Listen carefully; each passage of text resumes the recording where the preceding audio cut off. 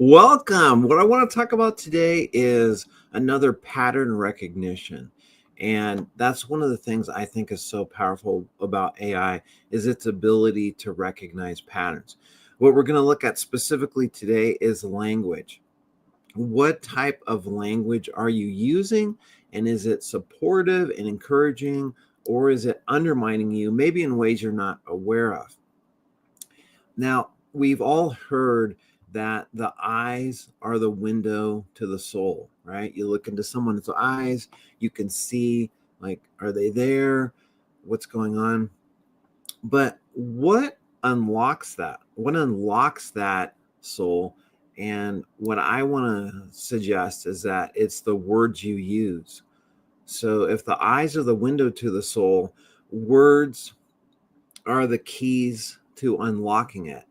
And what I want to do today is to go through some things that maybe you're saying to yourself and you didn't realize how what you're saying is undermining you, or it's having you settle for something rather than really going for what you want.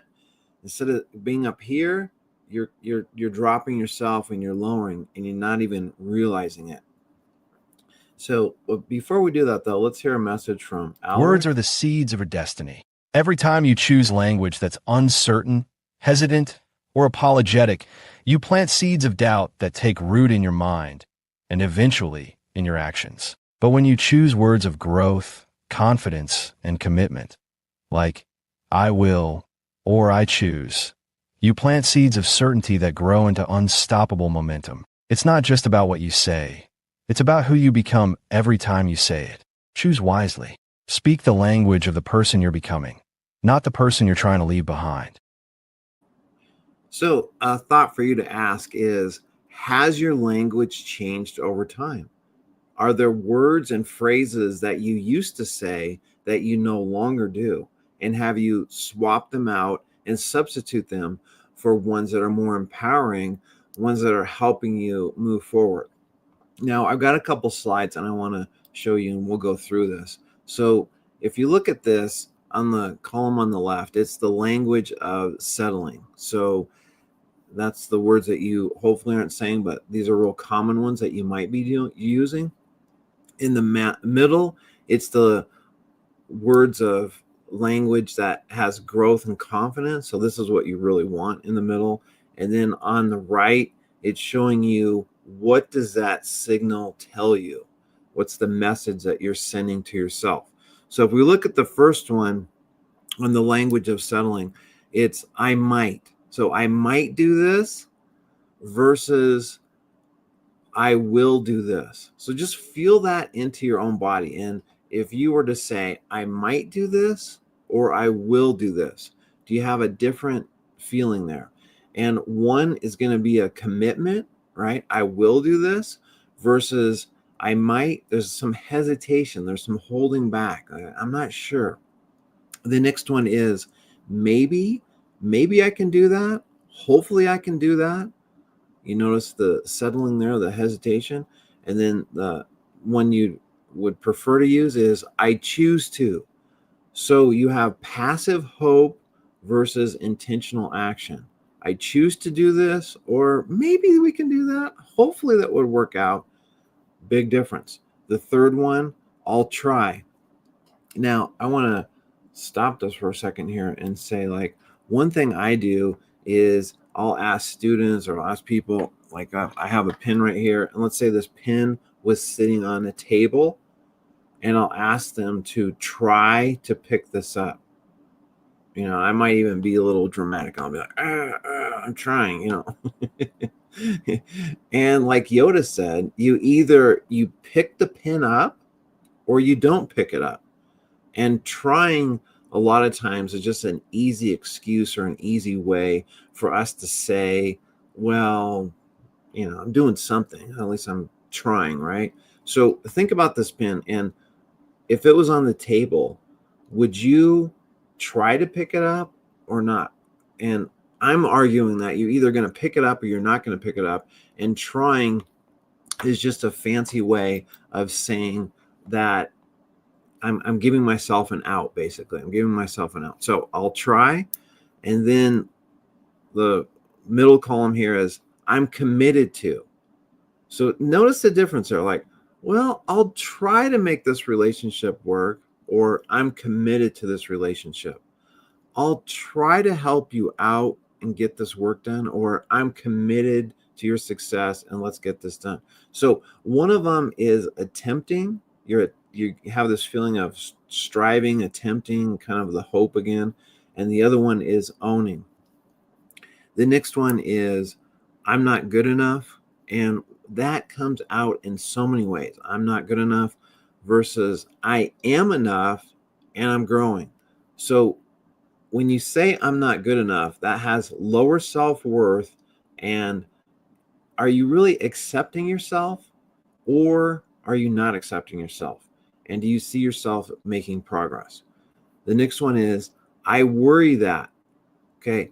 On worry, can you worry and get something better? Like if it's something that you're worrying about, do you actually have to do something? Like, can I just worry about something, and the fact that I'm worrying about it, will that resolve it? Will that fix it? I heard once a professor say that there's things that are in your control and things that are out of your control. And if you worry about what's out of your control, can you have any impact on it? No. Does worrying about it help in any way? No. Okay. Then look at the things that are in your control. If you worry about what's in your control, does that help anything? Does that move the needle? Does that make progress? No. So worrying really is useless. It's not going to help you in any way. Now, if you are feeling that sense of worry and then you take action or you do something or you realize, well, that's beyond my control, I can't impact that, then that's one thing. But just to worry for worry's sake, there's not a lot of advantage in that. So I worry that's on the left. And then instead, I'm focused on solutions. So focus in itself is a positive thing. And then you're focusing on solutions. So again, what it's signaling is if you're worrying about something, you're building up that pattern of anxiety versus proactive problem solving. So problem solving is solutions, worrying is going to get you to anxiety. And remember, the more you practice something, the more you do something, the better you become at it. The last one on this page is it's not my fault. I hear that quite a lot. It's not my fault. A different way to say that is, here's how I can improve. So something didn't work last time, instead of saying it's not my fault, saying, well, what can I do to improve? Where can I make some growth? Where can I be a person that is going to step up? So ultimately what you're signaling is either you're blaming someone, or you're taking personal accountability. So hopefully you can see so far in these where your language is doing things. And it's not just, you think, oh, it's just words, right? It's just words, no big deal. But if I say, like, I'm tired, I'm exhausted, just notice when you do that. Look in the mirror. When you say, I'm tired, I'm exhausted, what's going to happen? Your shoulders are going to droop. You're going to feel less energy because you're sending messages, you're sending commands to your body to say it's time to be tired. You need to rest. Versus if you say, let's get this done. Let's get going. I believe in myself. Let's take some action. There's going to be different feelings in your body just by the sheer words that you're using. And those words are either going to be helping you or hurting you. So let's go to the next slide here. And this is the last one. And it is, I guess. So again, if you hear someone say, well, I guess I could do that, versus I know I can do that, or I've decided this is what I'm going to do. Now, it doesn't guarantee that outcome, right? But it's highly more probable and likely that if you say, I know I can do this, or I've decided to make this happen. And remember, a decision is to cut off all other choices. So I guess versus I've decided. Here you have uncertainty again with I guess. Maybe it'll happen. I don't know. Versus clarity in your decision making. So look at your language and say, am I using I guess a lot? Or am I saying, hey, I decided to do this. I'm moving forward. Will you join me? The next one, I'm just saying. Okay. I hear people say this. I'm just saying, and that is very diminishing yourself because would the president of the United States, and it doesn't have to be the current president, would they just say, I'm just saying, or would they just say it? Think about that. Think about someone you respect in a high position of authority, maybe, or someone you think, okay, that's a great mentor. Would they say, I'm just saying, or would they just say it? Because when you say I'm just saying, what it's doing is it's undermining you and it's diminishing you, and it's saying like, well, I don't know if I really am an authority on this. Now what you could just say is I stand by what I said, or like I said, you could just say it. Okay, so one is diminishing you, undermining you, the other one is showing confidence. Another thing I hear is sorry but. I'm sorry you feel that way, but blah, blah, blah, blah, blah, right? Versus, here's my perspective. Like, why do you need to apologize to someone? I'm not saying you gotta be rude or some, complete jerk, but when you are saying sorry, you're literally softening what you're saying, and it's showing that your conviction is not as strong. Okay. So it's apologetic. That's the signal. You say sorry, but that's apologetic versus assertive. And then it is what it is.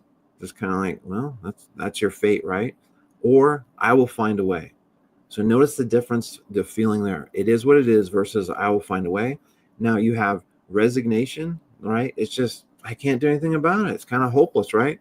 Versus you're being resourceful. The second to last one, if only. If only I would have had this happen, if only I would have had these opportunities, then it could say, next time I will. So it's not saying you're ignoring it. It's not saying that you're not believing it's possible, but you're saying, next time I will. So you're showing growth and progress here. And the if only is a sign of regret. So if only I would have done this, okay? That's beating yourself up. It's regret versus next time I will. And then the last one I'm going to share with you today is who am I to? So who am I to give you advice? Who am I to do this? Who am I to do that? Now, that is either going to show you the imposter syndrome, undermining yourself, showing you that you're kind of apologetic. Like, who am I to give you advice, or who am I to say this? Versus, I have some value to share. Are you open to that, or would you like to hear that? Okay. One is a self belief, the other one is maybe you feel like you're an imposter, or maybe you feel like it's just not, you just don't have that confidence here in yourself. So remember, language is showing you what you think is possible or not. So in your own language, what words are you using? And like for me, what I did is I uploaded a bunch of documents, different videos I've done, journal notes, and then I had AI show me some different patterns of what I was using. Was I using words that were submissive? Was I using words that were not a lot of confidence? And for the most part, I did pretty well, but I did notice some patterns where if I was going into a new area or something I hadn't done quite a bit, I would have a little more hesitation, a little more doubt, a little more words that were not necessarily taking me in the direction I want to go, because your words are giving your body a message, is giving it a programming of what to do, how to behave, what's possible or what's not possible. And words also frame your whole experience. So if I say, I'm just saying, what am I doing? I'm putting a frame around this that, well, maybe I'm not as confident as I could be, the message I'm saying to the other person, what does that mean? So look at that and see, do I believe in what I'm saying? If I do, then I don't need to qualify it. I don't need to diminish myself, because remember, I started this out with that the eyes are the window to the soul, but the key to unlocking it is your words and the words that you use. And are you settling or are you going for it? This is something I use with AI to help me notice the patterns. I used some of the different ones to see which one. Honestly, some of them had some limitations because I wanted them to look at all my conversations, and it said they could do that, but they were programmed for privacy not to do that. Whereas other ones were a little more open on being able to look from one chat to another. So there are differences in the different programs. But in any of them, what you could do though is in one thread or is in one conversation, you can upload different conversations. Like for me, I have different videos, so I could upload the transcripts of those, and then it could notice things that I'm saying. One thing it noticed was I would say, you know what I'm saying, or you know what I mean. So I didn't realize how often I was saying that. And so that's one thing that I'm going to be working on to improve. I hope you got some value out of this. Please take the time to look at what words are coming out of your mouth, what thoughts are coming out of you, and are those taking you in a direction you want to go or not? And remember, you don't have to change everything. You can look at what are the top things that maybe hit a button with me. Maybe I went over one of them today, or you can scan your own thing and figure out what that is, and then figure out, okay, this is the one or two phrases or things I want to change so that then I'm not having that undermining myself all the time. All the best to you. Thanks for joining me. I'll see you in tomorrow's live, or if you want to, I can see you in Saturday's live free webinar on how you can personalize your AI. All the best to you. Have a great day.